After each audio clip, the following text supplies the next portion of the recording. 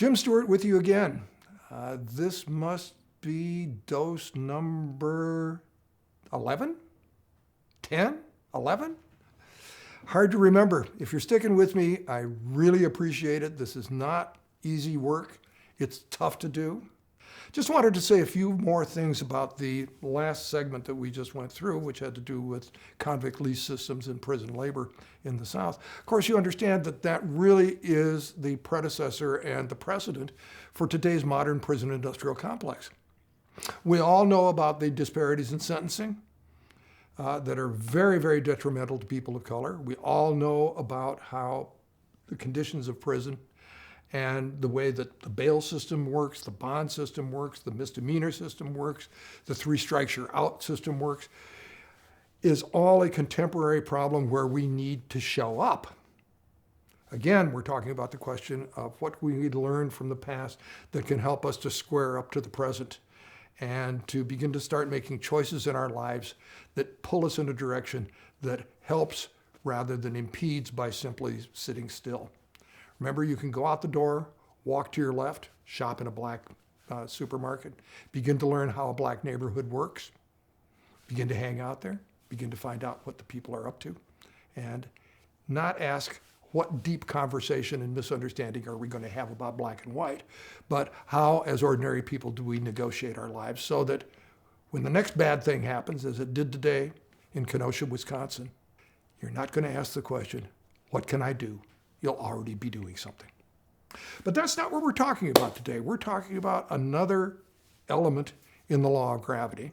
And this is going to sound like it's off topic, but it's not. Number 11 is the session that is entitled Preparing for Mass Murder. And instead of having a big time frame like 1865 to 1945, we're focusing in on a very narrow time frame, 1876 to 1877. And why are we doing this? We're doing this because 1877 is a date where a whole bunch of accumulated and closely related crises take place in the United States. Felt back then not much different than it does right now with the impending Trump-Biden election. All of the concern about the Electoral College, all the concern about vote tampering, all the concern about everything that you can think of, fake news and so forth. Enter that world in 1876 and 1877. You'll find something that feels very much the same, where a number of problems come together and end up creating a racial disaster. So by preparing for mass murder, we have to first of all ask what these other developments, concurrent developments are, that are going to bear on something really awful that happened in South Carolina, which we'll talk about in the next lecture. You following me? I hope. We're going to be straying a long way first in this segment into Indian Wars. And after we've strayed into Indian Wars, we're going to be straying into railroad wars. Here are 2 concurrent events going on in 1876 and 1877 that have everything to do with a racial disaster that will happen in South Carolina during this period of time. I'm going to put them all together for you so you can see how they dovetail.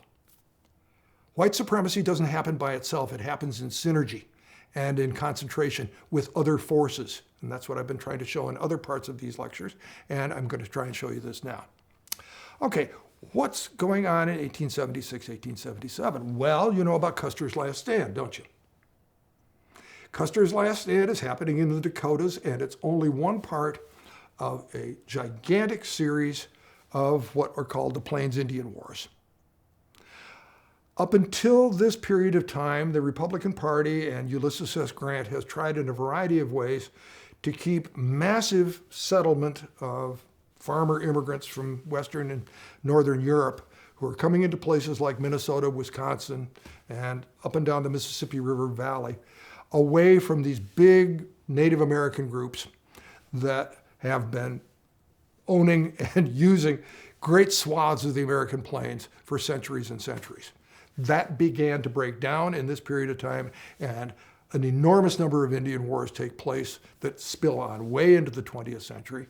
And by the time it's done, you have 5 transcontinental railroads going across the United States with right-of-ways created by the federal government, the total land mass of which is equal to the size of New England.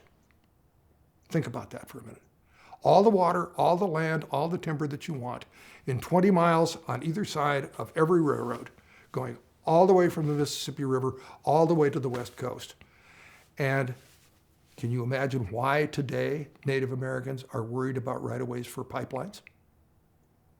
Think about that in relation to the railroads.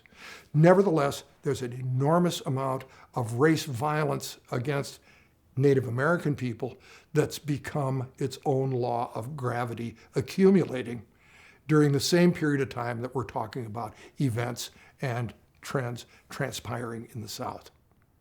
So it's important to understand how news is being reported.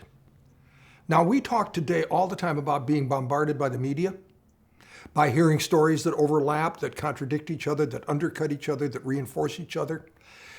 That problem begins with what we're talking about historically, right about now.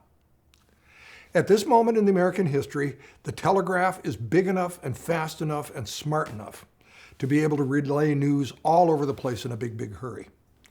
The other thing that's important to understand is that correspondents now can go out into the field. Matthew Brady started this during the Civil War, the famous Civil War photographer, and start to document with picture evidence what's going on. So when you pick up your newspaper in the morning and you read about the Indian Wars in this column over here, and this bloodthirsty, terrible stuff with savage red people, you're all programmed to turn your attention to the next column in the newspaper. And these columns go across the page, and you read them in synchrony with each other. The next column says, huge railroad wars across the United States. What's that about? Well, what it's about is the fact that these big railroads that now girdle across the United States, this is a huge time of transportation development. Big railroads like the Pennsylvania, the New York Central, on and on and on, which link to the transcontinentals that I talked about before, are hiring a tremendous number of new immigrant workers from Central and Eastern Europe to do the terrible work of maintaining and developing trunk lines, cars, coal, everything else you need to run a railroad. A railroad's a very hard thing to run. And the labor that you have to use to do that has to be labor that you can move all around, that you can command to do this, to do that, to do the other. The exploitation of workers from other parts of the world who come to the United States who work on the railroad is legendary. So is the fact that a number of these new workers are people who are very accustomed to unionizing. Labor rights suddenly become something terribly, terribly important. And so while people like Commodore Vanderbilt and John D. Rockefeller and Andrew Carnegie are wanting railroads to be built all over the place so that they can industrialize the United States, you're beginning to find sit-down strikes, labor organizing, demands for better working conditions, demands for shorter hours and better pay. And after a while, this all gets very, very violent, and railroad owners begin to hire private armies. That's where the Pinkerton Detective Agency came from, to break up strikes.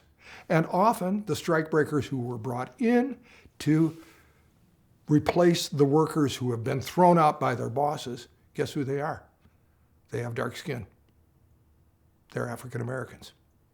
These two images document what I'm trying to reinforce here, the intersection between conflicting moments coming together to dovetail to create a multiple crisis. On the one side, you see a huge pile of buffalo bones. Those buffalo bones are going to be remanufactured as buttons that go on people's clothing, white people's clothing. What they used to be was the mainstay of the diet and well-being and many other things having involved with Dakota Indian culture.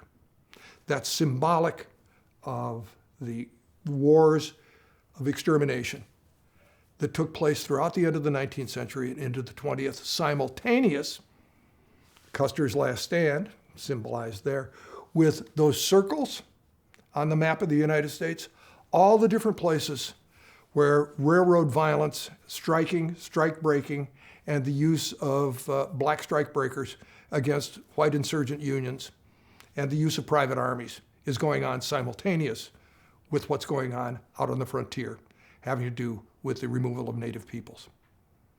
The two are separate events, but you read about them together and you begin to connect them. So when you read these thick columns and begin to hear about laborers, black people, violence, private armies, Indian wars, Custer being massacred, quote unquote, you're all set up for the next stories, which are going to happen in the next video. The point being here that the media starts to create a world that we can begin to recognize, where events from different parts of the country reported simultaneously, involving these questions of power, privilege, skin color, and information, overlay on each other to create a broad sense of social disequilibrium, of fear, of anger, and of insecurity. That means that the law of gravity needs further reinforcement, which is what we will be talking about when we get to the next tape.